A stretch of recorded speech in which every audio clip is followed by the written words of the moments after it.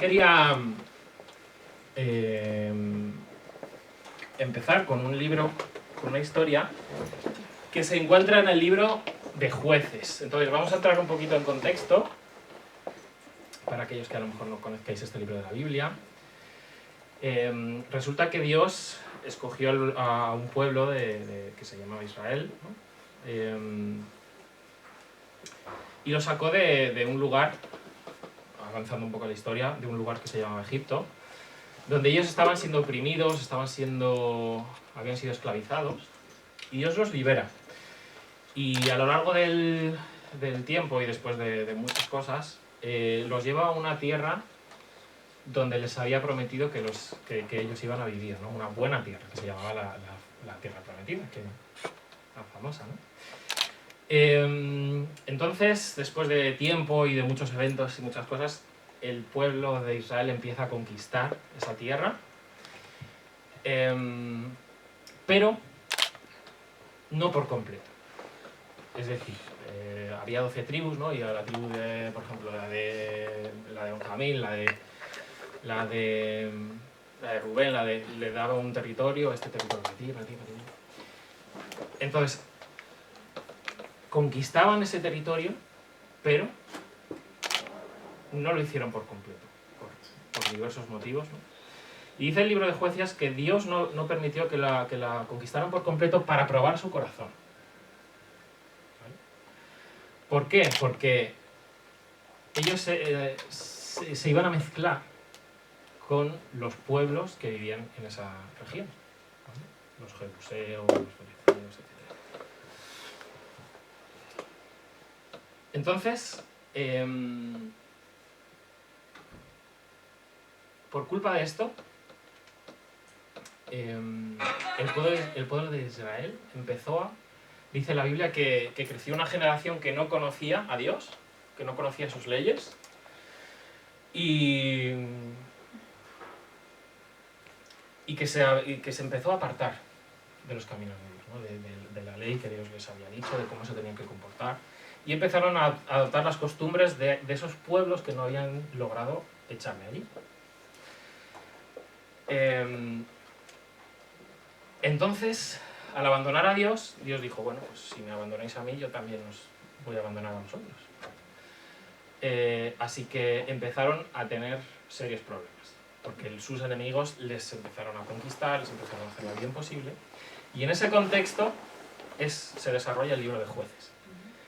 El pueblo de Dios se da cuenta de que durante muchos años ha hecho lo que le ha dado la gana, se ha mezclado ha hecho lo que sus vecinos hacían.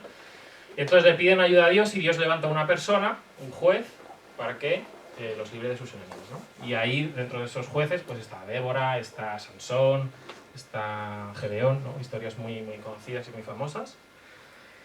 Pero yo hoy voy a hablar, para introducir lo que quiero comentar hoy, de un juez que se llamaba Jefté. Dios lo escogió y él hizo algo muy, muy, por decirlo de alguna forma, estúpido.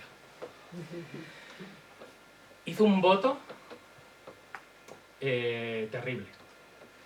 En este libro de Jueces, para mi gusto, se desarrollan varias de las historias más turbias que hay en toda la Biblia, ¿vale? Y una de ellas es esta. Jefté le dijo a Dios, bueno, pues si tú me das la victoria sobre nuestros enemigos, yo, cuando vuelva a casa, la primera persona que vea, te la voy a entregar a ti.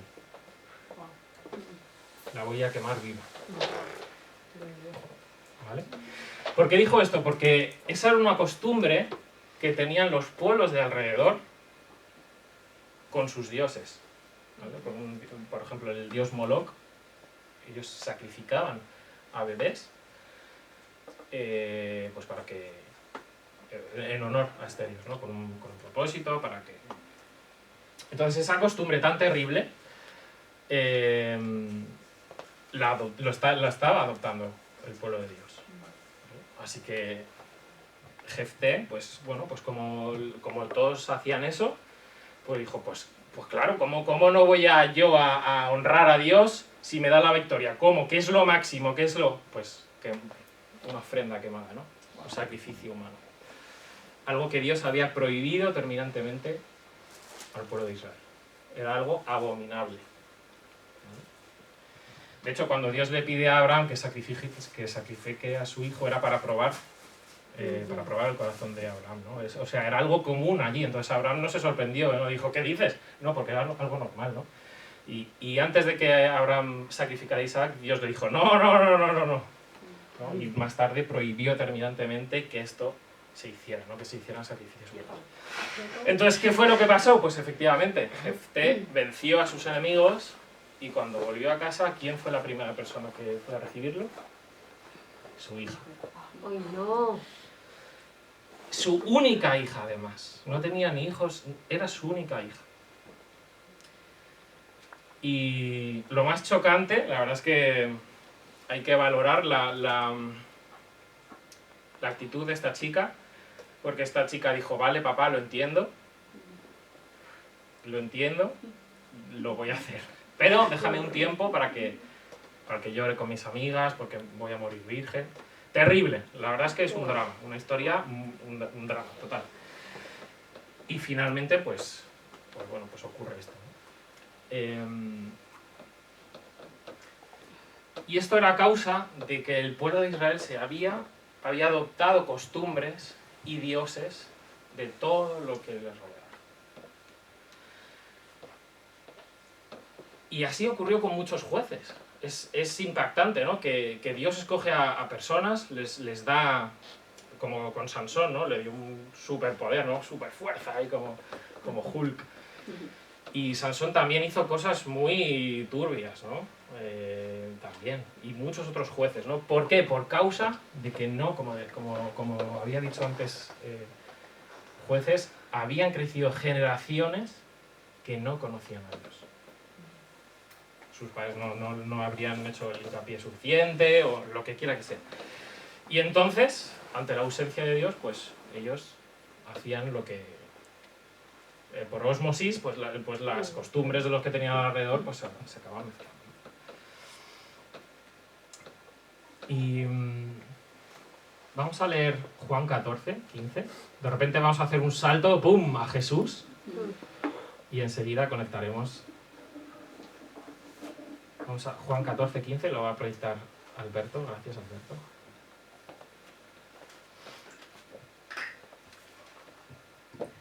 Jesús ya estaba anunciando a sus discípulos que ellos no terminaban de pillarlo, pero ya les estaba diciendo, yo me voy a ir, ¿vale? Voy a morir por la humanidad, luego voy a resucitar, pero me voy a ir, ¿vale? Entonces Jesús dijo, si me aman, obedezcan mis mandamientos. Y yo le pediré al Padre, y Él les dará otro abogado defensor. ¿Vale? Esta es una versión diferente, pero luego vamos a definir esa palabra, ¿vale? Quien estará con ustedes para siempre. Me refiero al Espíritu Santo, quien guía a toda la verdad. El mundo no puede recibirlo porque no lo busca ni lo reconoce, pero ustedes sí lo conocen, porque ahora Él vive con ustedes y después estará en ustedes. No los abandonaré como huérfanos, vendré a ustedes. Jesús estaba diciendo, me voy a ir, pero no os preocupéis, porque va a haber alguien que va a estar con vosotros. El abogado defensor, el Espíritu Santo, ¿vale? Versículo 19. Dentro de poco el mundo no me verá más, pero ustedes sí me verán. Dado que yo vivo, ustedes también vivirán. Cuando yo vuelva a la vida, ustedes sabrán que estoy en mi Padre y que ustedes están en mí y yo en ustedes. Los que aceptan mis mandamientos y los obedecen son los que me aman. Y porque me aman a mí, mi Padre los amará a ellos. Y yo los amaré y me daré a conocer a cada uno de ellos. Vale, esta palabra que en algunas versiones dice abogado defensor, en otras el que consuela, consolador.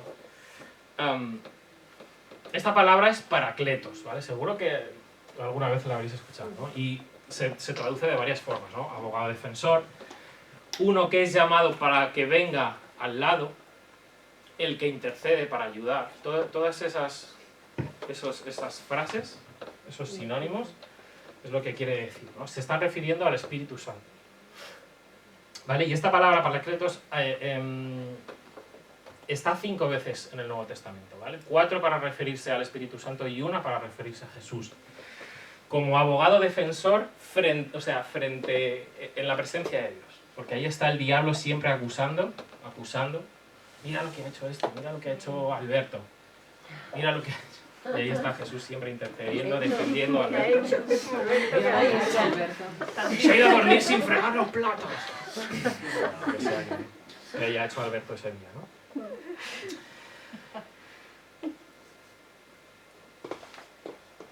Y esto es lo que tenemos hoy en día nosotros, el Espíritu Santo. En un mundo de oscuridad, en un mundo donde, como le pasaba también a Daniel, en un mundo donde todo apunta a ir a otro lado, donde es incluso a veces fácil adaptar costumbres, hacer cosas, o que tu mente está diciendo, pero si esto está bien, pero Dios dice que no, pero ¿por qué? Y hay una lucha en nosotros, ¿no? Hay una fuerza siempre que intenta vencernos, que intenta... Lo hablamos ahora, ¿verdad, chicos? Como en las discotecas, que es difícil, ¿no? Es en sitios como una discoteca, como en sitios de oscuridad para la gente, ¿no? Qué difícil es, ¿no? Y el Espíritu Santo nos va a ayudar. Él nos va a ayudar en nuestro camino a santificarnos, ¿no? El proceso es importante, porque nunca vamos a llegar a ser perfectos, jamás. Pero siempre vamos a estar en ese proceso de parecernos a Jesús, de intentar parecernos a Jesús, ¿no? Esa lucha continua con el mundo, con nosotros mismos. Y hay un montón de versículos que no lo voy a citar, ¿no? Pero dice que el Espíritu Santo nos iba a enseñar todo y nos iba a recordar cada cosa que dijo Jesús, que nos iba a llenar de amor, que nos ayudaría con los deseos de nuestra naturaleza, que nos ayudaría a vencerlo, que nos iba a ayudar, que iba a estar con nosotros. El Espíritu Santo es Dios mismo. Es algo súper, vamos, que Dios haya decidido vivir en nosotros, ayudarnos. Y Él siempre nos va a estar hablando, ¿no? Nos va a estar susurrando las cosas que tenemos que cambiar, las cosas que tenemos que... Y como acabamos de leer en Juan, el mundo no lo conoce porque no ama a Dios. Y hasta que no amen a Dios y no crean en Jesús, y esto les va a parecer siempre una locura. Si tú le hablas del Espíritu Santo a alguien, va a decir, este está flipado, bueno, en fin. ¿No? Y en clase, la típica broma del profesor, no sé si cuando estudiabais lo decían, pero cuando alguien no se sabía el examen dice, ¿qué? Va a venir por infusión del Espíritu Santo, ¿no? Vas a probar, ¿no? Pero aunque se mofen de eso, el Espíritu Santo revela cosas, ¿no? Revela cosas que nadie sabe, ¿no? Palabra de ciencia, palabra de sabiduría, ¿no? Los dones del Espíritu Santo. Y es algo maravilloso. Y nos ayuda, para mí, que es donde me quiero enfocar, me ayuda a mantener una actitud analítica o crítica conmigo mismo, a estar analizando continuamente cómo actúo, cómo me comporto, por qué hago lo que hago. Él continuamente nos ayuda a mantener un camino recto. Y esto es algo súper importante, dejar al Espíritu Santo que nos hable, que nos dirija. Y hoy en día estamos, creo que no hay ni un solo hueco en nuestro día a día sin estar entretenidos. Ni uno. Cuando estáis solos en casa, dices, bueno, voy a comer. YouTube, o Twitch, o Netflix, ¿no? Bueno, voy a ducharme, pero mientras me ducho, pues voy a escuchar un podcast o lo que sea. O sea, estamos continuamente... Qué tontería hacer una cosa a la vez cuando puedo hacer dos, ¿no? Una escuchando y otra viendo o comiendo. Y estamos así, y a nuestra mente está continuamente llegando información, información, ¿Qué información está llegando a nuestra cabeza? Porque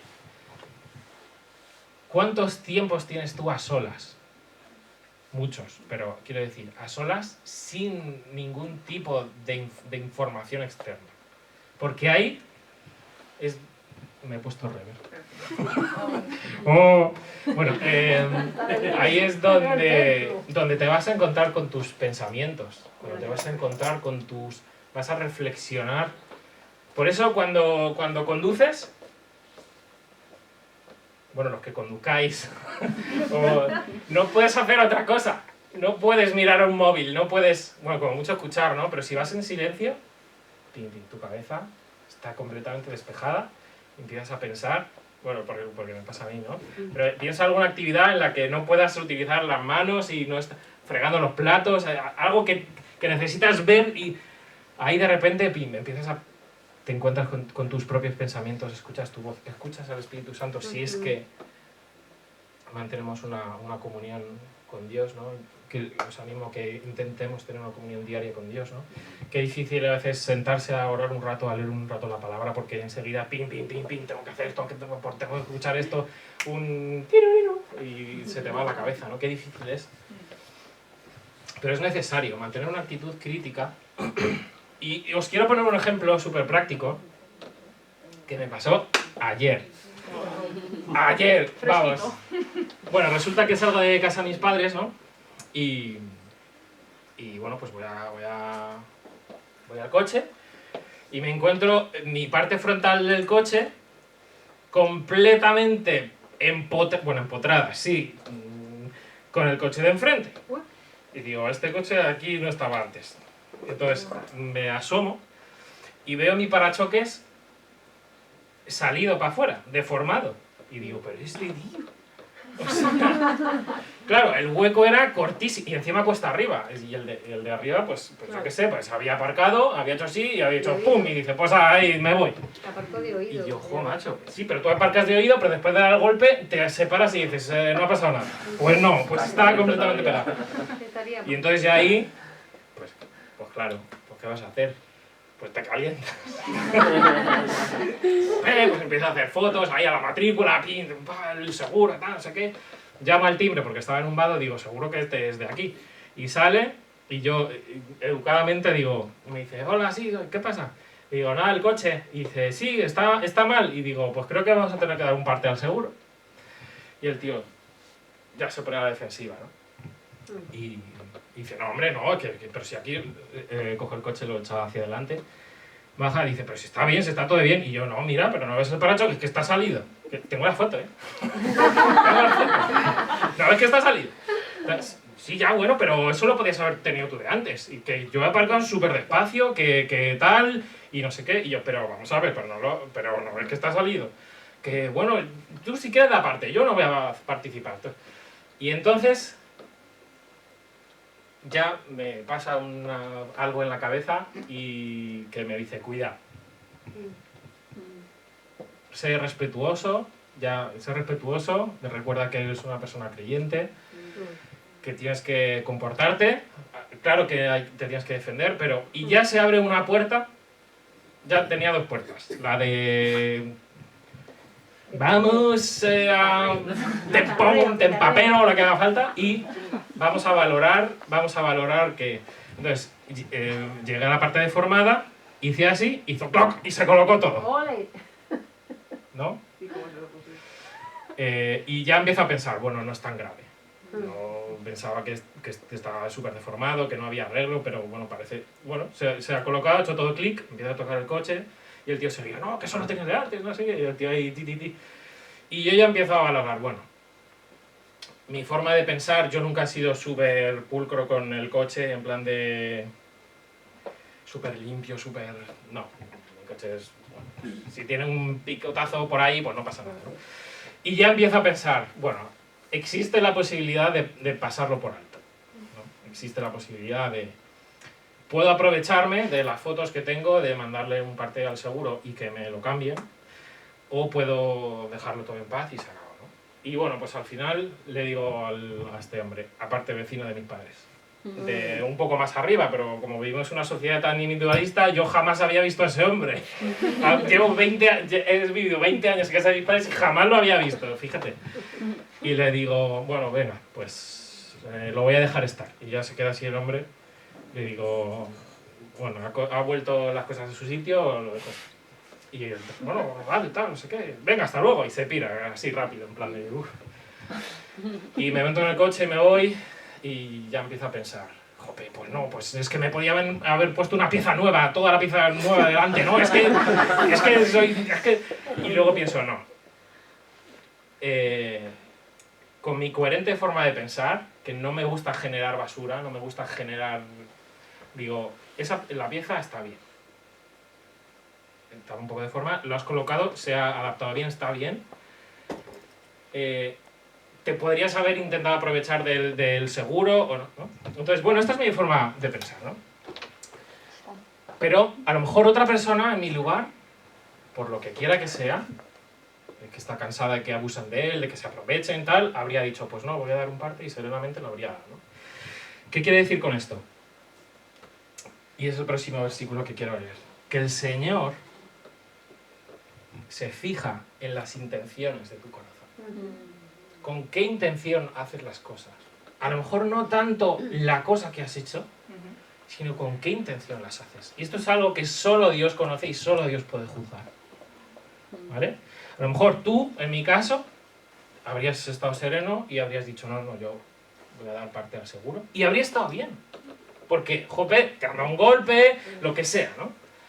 Pero en tu intención había, bueno, pues voy a no sé, es legal, voy a defenderme y a lo mejor con buena intención, a lo mejor ambas opciones estaban bien, dependiendo de con qué intención estaba tu corazón en ese momento. ¿Me entendéis, verdad? Por eso es tan importante. Airaos, pero no pequéis, ¿vale? O sea, tú en un momento dado te puedes poner como una hidra, ¿no? Ahí, pero que el Espíritu Santo nos ayude a controlar nuestro carácter, si te tienes que defender, que lo hagas de una forma justa. Yo cuando era adolescente se aprovechaban de mí, ¿no? Que si una colleja, que si y yo no respondía porque no había desarrollado eso. Y a medida que he ido creciendo, 20 y pico años, tal, ahora ya tengo 30, yo ya me iba determinando. Digo, nunca me va a pasar lo que me pasó en mi adolescencia. No se van a aprovechar de mí. Y está bien. Pero en esta nueva mentalidad tengo que tener muchísimo cuidado de no convertirme en un justiciero, de no tomarte la justicia por tu mano. No sé si me estoy explicando. Sí, sí. Entonces está bien que nos defendamos, que defendamos a los nuestros, que claro que sí, pero siempre, porque es algo muy difícil y es algo que solo Dios puede juzgar y determinar si has hecho bien o si has hecho mal. Por eso dijo Jesús, no juzguéis y no seréis juzgados, porque en la medida que vosotros juzgáis, seréis juzgados. ¿Vale? ¿Por qué? Porque juzgamos todo, las actitudes, mira este lo que ha hecho, mira el otro lo que ha hecho, pero tú no sabes con qué intención ha hecho eso. A lo mejor es algo evidente, ¿no? Se ha enfadado, le ha dado un bofetón, ¿no? Como Will Smith o, bueno, lo que sea, ¿no? Pero solo Dios conoce todo, todo y todo, absolutamente todas las intenciones que había en el corazón de las personas, el dolor que había detrás, el todo. ¿No? Por eso Dios nos dice, cuidado, no juzguéis y no seréis juzgados. ¿No? Dice 1 Corintios 4, versículo 4, a Pablo le estaban criticando, le estaban juzgando su ministerio. ¿No? Estaban diciendo, es que Pablo, es que no sé qué, es que este es mejor. Y Pablo dice, tengo la conciencia limpia, pero eso no demuestra que yo tenga razón, fijaos. Es el Señor mismo quien me evaluará y tomará la decisión de si tengo o no razón. Así que no juzguen a nadie antes de tiempo, es decir, antes de que el Señor vuelva, pues Él sacará a la luz nuestros secretos más oscuros y revelará nuestras intenciones más íntimas. Entonces Dios le dará a cada uno el reconocimiento que le corresponda. ¿Vale? Hay asuntos muy claros, como por ejemplo Jefté. ¿No? Jefté yo creo que tenía una buena intención. Dijo, jope, le voy a entregar a Dios lo mejor. Pero, amigo, el resultado fue fatal. En esos casos, pues evidentemente tú dices, esto está mal, es que no hay otra, ¿no? Pero hay muchos otros casos en los que la intención, y solo Dios lo conoce, por eso siempre tenemos que tener en nuestro corazón una puertecita a decir, puede que no tenga el 100% de la razón siempre. Hay que dejar a que, bueno, el 99,999 periodo tengo la razón. No. Dejar una puerta un poquito más abierta a que, cuidado, a lo mejor no tengo la razón. Hay un libro que se llama El perfil de los tres monarcas, muy antiguo, pero que está muy, muy guay, que toca este tema, ¿no? Dice... Porque claro, tú cuando dentro de la iglesia, tú cuando te enfadas con alguien es como David diciendo, es que tú eres como Saúl. Pero cuidado, porque es que a lo mejor el de enfrente está diciendo, no, tú eres Saúl y yo soy David. No, yo soy el bueno y tú eres el malo, y el que tienes al otro lado, no, tú... Entonces tenemos que ser analíticos, tenemos que ser críticos con nuestras actitudes, con nuestras intenciones. ¿Por qué hacemos las cosas? ¿Con qué finalidad hacemos las cosas? Estamos siendo, como dijo Jesús, amarás a tu prójimo como a ti mismo. Es muy difícil, son cosas muy difíciles. Jesús dijo, este es el resumen de todo. Amarás a tu Dios con todas tus fuerzas, ¿verdad? Y amarás a tu prójimo como a ti mismo. Es algo extremadamente difícil, pero el Espíritu Santo nos ayudará y nosotros tenemos que dejar que nos hable, ¿no? En algún momento te puedes enfadar un montón, y hay un montón de consejos, ¿no? De no tomes decisiones en caliente. Cuando estés muy enfadado, cuidado con lo que dices y con lo que haces, porque hay partes en tu cerebro que cuando estás enfadado se apagan, ¿vale? Cuando estás muy enfadado, pues a veces cuando te enfadas es como un tren, ¿no? Te da igual lo que ocurra, revientas con todo, ¿no? Y luego cuando estás o el día siguiente dices, joder, cómo la he liado, cómo, madre mía, ojalá volviera ahí y pudiera dar marcha atrás.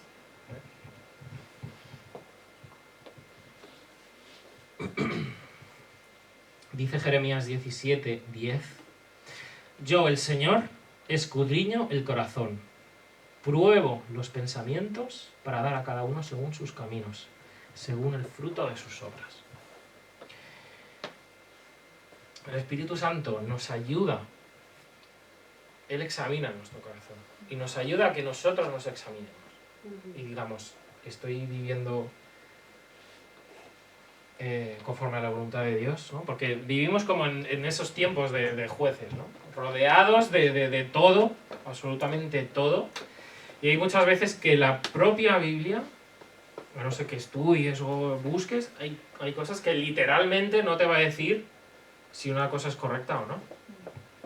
Pero teniendo una comunión correcta con Dios, deseando, anhelando y conociendo la palabra del Espíritu Santo, te va a ayudar a tomar decisiones importantes en tu vida. Y evidentemente, si tienes acceso a alguna persona más experimentada, un líder o alguien más sabio que tú, que te puedan ayudar también, ¿no? Pero el Espíritu Santo es maravilloso en ese sentido. Y una vez más, tenemos que mantener esa actitud crítica con nosotros mismos, de decir, vale, lo he hecho mal. Y reconocer que lo has hecho mal. Y si tienes que reconocer a la persona que tienes enfrente, oye, lo he hecho mal, hazlo. Te ayudará con tu orgullo, ¿no? Con a ser una persona un poquito más humilde, ¿no? Y sobre todo eso, tener esa actitud de decir, mucho cuidado, porque pudiera ser que no tuviera la razón. ¿Vale? Cuando dice la palabra que consideremos a los que tenemos a nuestro alrededor como superiores a nosotros, que, como dijo Jesús, que cuidado con decirle al que tienes al lado, uy, tienes una paja en el ojo. Dice, cuando tú tienes una viga en el tuyo, preocúpate primero de ti antes de andar juzgando a todo Kiski, ¿no? A todos los que tienes alrededor. Y el Espíritu Santo, una vez más, nos ayuda en esto. Porque no es una tarea fácil. Pero poco a poco, el Espíritu Santo nos va a ayudar a ir mejorando nuestro carácter, ir cambiando. Y por supuesto, Yo muchas veces se lo he pedido al Señor, Señor, ayúdame a cambiar esto, que no logro cambiar, que siempre tropiezo en lo mismo. Ayúdame. A manejar mi temperamento, o cuando te enfadas, a poder tener unas riendas, ¿no? Donde, quieto. También ayúdame, Señor, porque quiero aprender a decir las cosas sin intención de herirte, pero hay algo que te tengo que decir, que no te va a gustar, pero lo quiero hacer bien. Ayúdame, Dios, porque no es fácil. Porque las relaciones humanas es lo más difícil que hay. Y es también lo más valioso. Un amigo, un buen amigo es algo extraordinario, que no se puede perder, que no se puede... Y a veces se puede perder, ¿no? Por un malentendido, por una frase, porque te has enterado que ha dicho algo a tus espaldas y te ha hecho daño, entonces vas ahí, ¿por qué ha dicho? Y un malentendido, y resulta que no, que es que el otro lo había... Que Dios nos ayude, ¿no? Y bueno, son 1:30 ya. Yo creo que podemos abrir un espacio para...